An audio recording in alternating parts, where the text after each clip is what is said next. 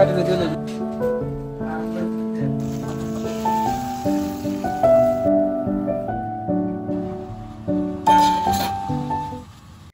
আলাইকুম, আমি Tanjina. Welcome to my channel. আশা করি সবাই ভালো আছেন। বাসায় কিছু মেহমান আসবে, তাই কিছু কেনাকাটা করব। আমরা সবাই মিলে বের হয়ে গিয়েছিলাম কিছু জিনিসপত্র কেনার জন্য। আমি নুসাইফা নাকিবাকে এই ব্র্যান্ডের ইয়োগার্টটা বেশিরভাগ সময় দিয়ে থাকি। এই ইয়োগুর্টটা কিন্তু অনেক ভালো, এটাও আমি মাঝে মধ্যে ওদেরকে দেই। আমার বড় মেয়েটা যখন ছোট ছিল তখন ইয়াকুল ব্র্যান্ডের আমি ইয়োগা ড্রিঙ্ক প্রচুর খুঁজতাম, বাট কোথাও পেতাম না। দুই একটা অনলাইন পেজে নকও দিয়েছিলাম কেনার জন্য, কিন্তু ওরা আমাকে কেউ এনে দিতে পারে নাই। এখন বিভিন্ন সুপার শপগুলোতে খুবই ইজিলি পাওয়া যায়।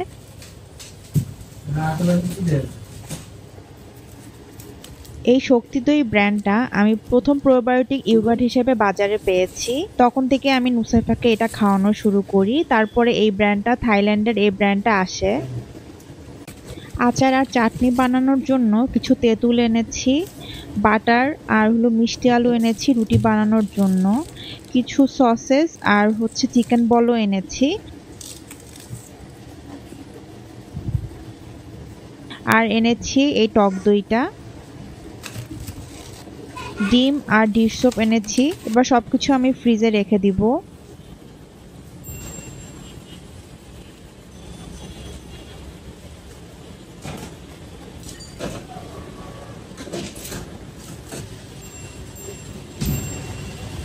এই ফোল্ডেবল বাস্কেটগুলা খুবই উপকারী একটা জিনিস। আমি 3 সাইজের কিনেছিলাম।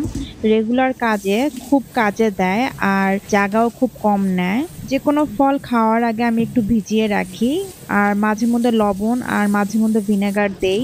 বেশিরভাগ সময় লবণ ভিনেগার দুইটাই দেওয়া হয়। সেদিন একটু রিসার্চ করে দেখলাম 1 ঘন্টা নাকি লবণ পানিতে ভিজিয়ে রাখলে অথবা ভিনেগার পানিতে ভিজিয়ে রাখলে 99% পেস্টিসাইড অথবা খারাপ জীবাণু ধ্বংস হয়ে যায়। কিছু দেশি মুরগি আর চিংড়ি মাছ কিনে এনেছি। মুরগির সাইজে একটু বড় ছিল, তাই ভাবলাম ছোট ছোট পিস করে নেই। আমি এখন এগুলা পিস করে ধুয়ে রেখে দিব, যাতে সকালবেলা রান্না করাটা সোজা হয়। আর পরের দিন শুক্রবার আমার হেল্পিং আন্টিও আসবে না, তাই একটু রাতে সবকিছু ধুয়ে গুছিয়ে রাখবো। আমার সব ধোয়াধুয়ি শেষ, ঝটপট একটা ডিনার বানিয়ে নিব। আসলে অনেক রাত হয়ে গেছে। যে চিকেন বলটা এনেছি ওটা তেলের মধ্যে ফার্স্টে হালকা আমি ভেজে পেঁয়াজ আর রসুন কুচি দিব। এটা আসলে ননস্টিক ফ্রাই প্যানে ভাজলে বেশি ভালো হতো, স্টেনলেস স্টিলে ভালো মতো ভাজা হয় না। খুব ভালো মানের স্টেনলেস স্টিল পাতিলগুলা অনেক গরম করে রান্না বান্না করা যায়, বাট আমাদের দেশের কোয়ালিটিটাও তেমন ভালো না। আর পাতিলগুলো কেনার সময় লেখা ছিল যে অতিরিক্ত তাপে লাল হয়ে যায়। ফেসবুকে আমাকে অনেকেই জিজ্ঞেস করেন আমার ভিডিও দেখে আপনারা স্টেনলেস স্টিল পাতিলা কিনেন কিন্তু লাল হয়ে যায়। এটার প্রধান কারণই হলো অতিরিক্ত তাপমাত্রায় রান্না বান্না করা। আর বাইরের কান্ট্রির যে স্টেনলেস স্টিলগুলো আছে ওগুলো মানে অনেক ভালো, যার কারণে অতিরিক্ত তাপেও সহজে রান্না বান্না করা যায়। আর ওই টাইপের স্টেনলেস স্টিল পাতিলগুলোর দামও কিন্তু অনেক, 8 থেকে 10,000 টাকা এক একটা পাতিলের দামই হবে। আর চিকেন বললে আমি কিন্তু সামান্য মরিচ গুঁড়াও অ্যাড করেছি। এবার ভাতে সামান্য একটু চিকেন বল নিয়ে নিব, আর সাথে নিয়েছি একটা কলা সিদ্ধ। রিসেন্টলি আমি চেষ্টা করতেছি একটু ব্যালেন্স ডায়েট নেওয়ার জন্য, যদিও বিভিন্ন ঝামেলার কারণে সেটা আমার হয়ে ওঠে না।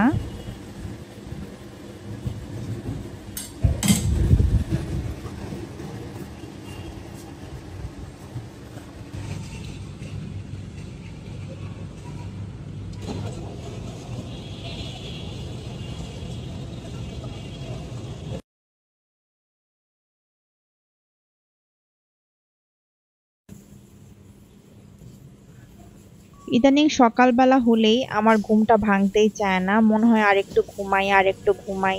ঘুম আর শেষই হয় না, তারপরও ঘুম থেকে আসলে উঠতেই হয়। আর বন্ধের দিনগুলা কেন জানি বাচ্চারাও তাড়াতাড়ি উঠে যায়।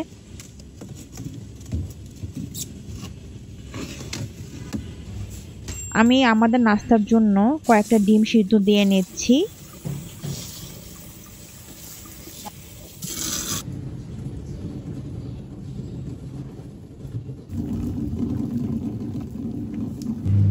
এবার নাসরিয়ার আমার নাস্তার জন্য একটা ইয়োগার্ট বল বানাবো। তার জন্য আমি এখানে আপেল ছোট ছোট করে পিস করে নিব।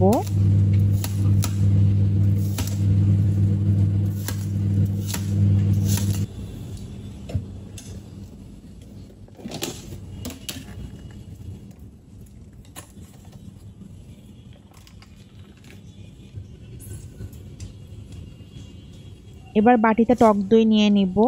টক দইয়ের মধ্যে কাটা আপেলটা দিয়ে দিব। তারপরে বিভিন্ন ধরনের সিড আমি উপরে দিয়ে দিব। আর সাথে দিব সামান্য ড্রাই কোকোনাট।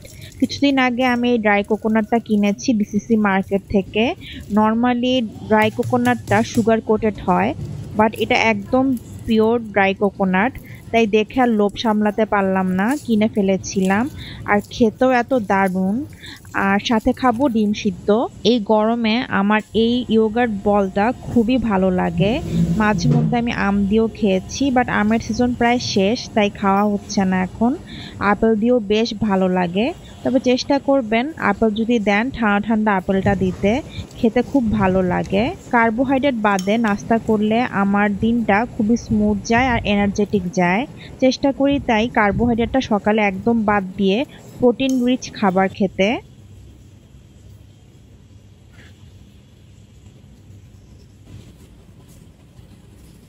সকালের নাস্তা শেষ করেই আমি দুপুরের যে মেহমান আসবে তার রান্না বান্না শুরু করব। প্রথমে আমি চিংড়ি মাছ ভুনা করব। তার জন্য বেশি করে পেঁয়াজ কুচি ভালো মতো ভেজে নিব।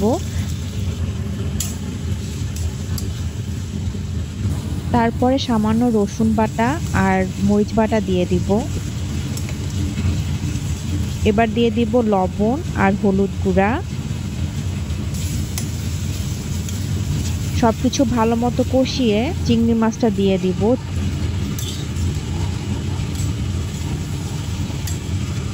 চিংড়ি মাছটা একটু নাড়াচাড়া করে দিয়ে দিব কিছু টমেটো। আমি এখানে টমেটোর পরিমাণ 2টা দিয়েছি। চিংড়ি মাছ ভুনায় টমেটোটা একটু ভালোই লাগে। আর নামানোর আগে ধনেপাতা আর কাঁচামরিচ দিয়ে দিব। আমার গরম মশলা গুঁড়ি একদমই শেষ হয়ে গিয়েছিল, তাই আমি এখানে কিছু মশলা নিয়ে নিয়েছি গরম মশলা বানানোর জন্য। আমি গরম মশলায় বেসিক কিছু মশলা ইউজ করি। নর্মালি আমি মশলাটা গরুর মাংস আর মুরগির মাংসে ইউজ করি, তাই বেশি রকমের মশলা আমি দেই না। এক্সট্রা মশলা হিসেবে রাঁধুনিটা আমি অ্যাড করি। আর সব কিছুই নর্মাল যে সবার বাসায় থাকে ওরকম জিনিসপত্রই দিয়ে থাকি। সাইজে বড় মশলাগুলা আগে ভাজবো, তারপরে ছোট ছোট দানাদারগুলা ভেজে নেব। একসাথে ভাজলে ভালো মতো কোনোটা ভাজা হয় না, তাই আমি 2 ভাগ করে ভেজে নিব।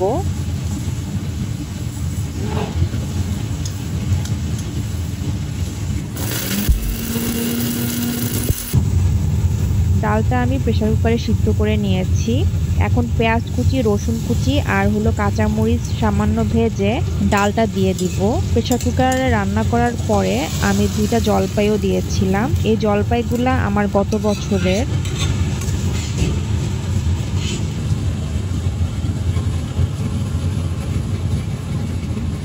এবার চিকেনটা বসাবো। চিকেনের জন্য আমরা নর্মালি যেভাবে মাংসের মশলা করি ওভাবে মাংসের মশলা দিয়ে ভালো মতো কষিয়ে তারপরে চিকেনটা অ্যাড করে দিব। এর সাথে আবার গরুর মাংসও রান্না করেছিলাম, কিন্তু ভিডিও করা আমার পক্ষে আর পসিবল হয় নাই। তো আশা করি আমার আজকের ছোট্ট ভিডিওটি আপনাদের ভালো লেগেছে। যারা শেষ পর্যন্ত দেখলেন তাদের অসংখ্য ধন্যবাদ।